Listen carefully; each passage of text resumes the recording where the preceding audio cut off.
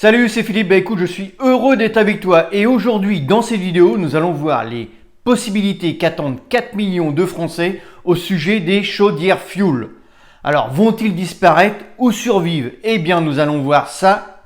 Mais avant, n'oublie pas de t'abonner si ce n'est pas encore fait, de liker pour le référencement de la vidéo et on y va, générique.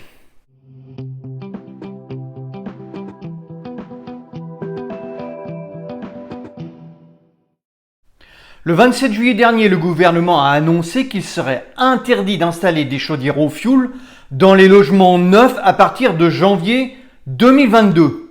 Et de plus, les chaudières qui tomberont en panne après cette date devront être remplacées par des appareils moins polluants.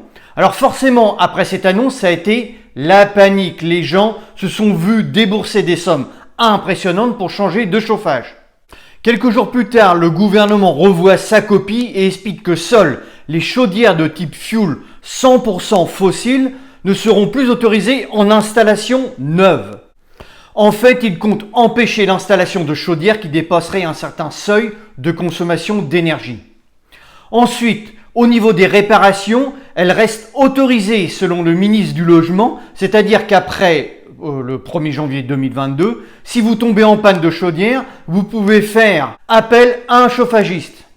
Entre parenthèses, ce qui est logique, on ne va pas laisser les gens sans chauffage à partir du 1er janvier 2022. Du coup, si on comprend bien ce que veut le gouvernement, c'est de limiter les émissions de CO2, c'est-à-dire de moins polluer la planète. Ce qui est une bonne chose sur le principe. Alors, puisqu'on peut garder nos chaudières fuel, quelle va être l'alternative pour limiter les rejets de CO2? Eh bien, les professionnels travaillent depuis quelques années sur un carburant biofuel qui intègre environ un tiers de colza. Bien sûr, moins polluant, ce qui le rend conforme aux exigences du gouvernement. Donc ce produit est en cours d'homologation et le sera sûrement dans le courant de l'année 2021. Voilà.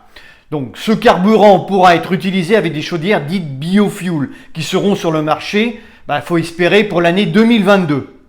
Ensuite, d'après les professionnels de la chaudière, ceux qui désireront garder leur chaudière existante pourront adapter un nouveau brûleur qui sera compatible avec le biofuel, ce qui permettra de faire la transition dans de bonnes conditions sans trop ouvrir le porte-monnaie. Alors, croisons les doigts. Donc, en conclusion, on peut dire pas de panique, attendons de voir comment ça va évoluer dans les prochains mois. De toutes les façons, ça va se faire dans la durée. Alors continuons à profiter de notre chauffage actuel et surtout de ne pas trop ouvrir notre porte-monnaie. Donc voilà, écoute, cette vidéo se termine, j'espère qu'elle t'a éclairé un petit peu plus sur l'avenir de la chaudière fuel. Si tu ne t'es pas encore abonné, écoute, c'est le moment. Et puis, écoute, moi je te dis ciao ciao, porte-toi bien. Dans la description, tu as des petites formations gratuites pour toi. Salut!